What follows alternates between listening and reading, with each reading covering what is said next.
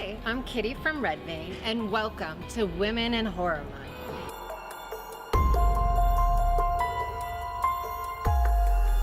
As you know, Red Vein is where Richmond goes for horror. Not only can you visit our haunted attraction for the best scares and frights every October at Hanover Vegetable Farm, but we're also heavily involved in our community with year-round events. For the last few years, we've teamed up with Bee Cider and Mouthy Broadcast to celebrate Women in Horror Month. Our goal is to showcase the diverse and talented creatives working to improve our community right here in RVA. Not only is Bee a women-owned business, but it's also Virginia's first urban cidery set in the historic Summit Stables of Scott's Addition. That makes it the perfect location for our brand new Wicked Women of Richmond video series. This week, we're focusing on one of my favorite topics, books. Red Vein's Ode to Macabre literature goes back to the formation of RVA Horror Book Club in 2012. We meet a handful of times each year, so make sure you check out the meeting dates on Facebook or at rvahorrorbookclub.com. Helping us discuss all things horror is Professor Sharon of River City Cemetarians and RVA Horror Book Club, as well as local horror writers Linette, Kasper, and Erin Crocker. When did you transition from being a horror reader to a horror writer?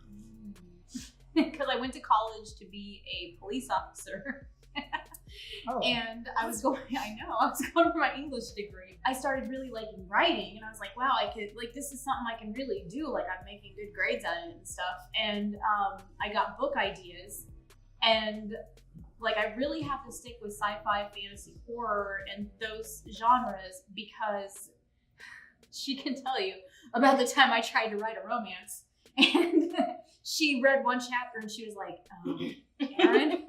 So I'm just destined to, like, write horror and sci-fi. I mean, I'm fine with that. Now, do you ever feel like being a women writer, you have to market your books a little bit differently, or publishers treat women writers any different than men? I haven't found that. Honestly, I think most people, like, they are drawn to the cover, which is kind of funny, especially these Richmond events. Should I hold Yeah. Yeah, hold this up. That one, but like these two. Yeah. But as far as, like, I know initially when we first had our event, I was saying it was a supernatural romance, and it seemed to get a lot of response that way. But then I felt like that wasn't the proper designation for it. Mm-hmm. So later when I started saying, oh, it's supernatural fantasy, I even still had a lot more response, it seemed.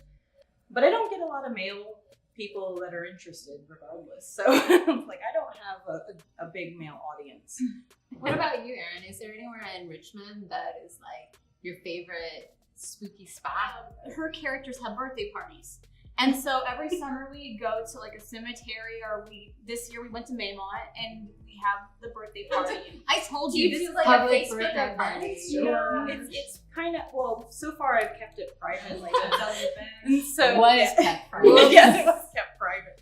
So so previously we've been to Belle Isle, because I always pick locations that are in the book. Okay. So we did Belle Isle, we did Maymont, we've had picnics in Hollywood. I think I have a professional crush on you. No. Right now. Seriously, that's so awesome. Red Vein Haunt, we put a lot of work, we build all of these beautiful sets, but there are certain areas that I do not want to be in by myself. And even just walking through the corn, yeah, it's honestly the most terrifying place I've been in Richmond, which I guess is a good thing, right? That's what we're trying to do. But you start to worry that, like, every sound is somebody coming, or there's something there, or a music box starts, and that's not supposed to happen. Has that happened? Yes. So I'm going to do a follow-up question with that. Yeah. I know that Red Vein builds a lot of the haunts, but you've also purchased from other places. Has anything come to you that might be haunted You know, something was given to us. A friend of ours who had helped with a few things left like I don't know if I can say it. So we have a bone that may or may not really be human. What? But wherever that is, stuff happens. Let's just say wherever it is not a place you want to be alone by yourself. I would say, yeah. I mean, I think we do need more. I mean, we need more women's voices. We need more, even, you know, diversity in that field. I mean, there's a lot, and it's impressive. And because it is impressive, and there are a lot, like, we need to just keep that momentum.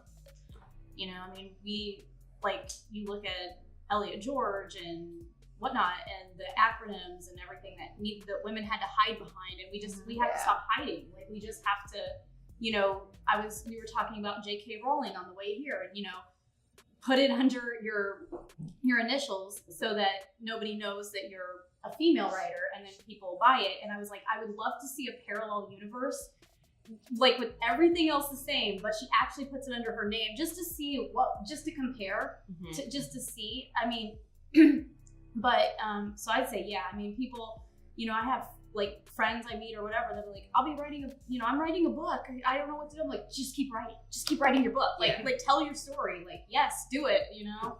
So yes, it's improving, and yes, we're seeing more, and yes, you can use your own name, but we could definitely use a little more horror love out there. And I tend to, on all of my profiles, usually keep pictures where I'm not smiling. I've just got this like serious, but you know, and they're like, well, you need to smile. It's more marketable when you smile. Like, you look, and I've been like, I'm not working with you. Like, I'm not doing that. Like, that's not who I am. I'm not a somber pessimist. Well, okay, you're fine.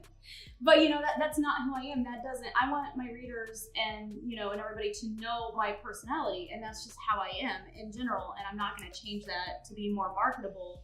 And I feel like I see a lot of men authors, and on their covers, you know, John Grisham or Stephen King, and they're not smiling.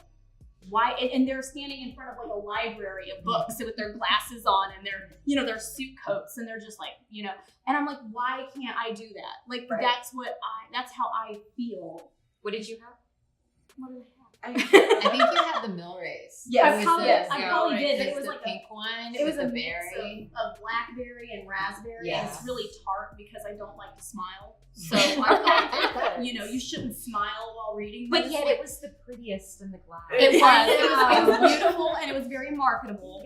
And the description made it very appealing. So we should have taken the opportunity when you had a glass full to show that not only did you have a glass full as the metaphor, but that you could hold it and it could be pretty while you frowned. Now I'm just frowning because I don't have any more. I know, Like, it's so you know, good. It makes me sad.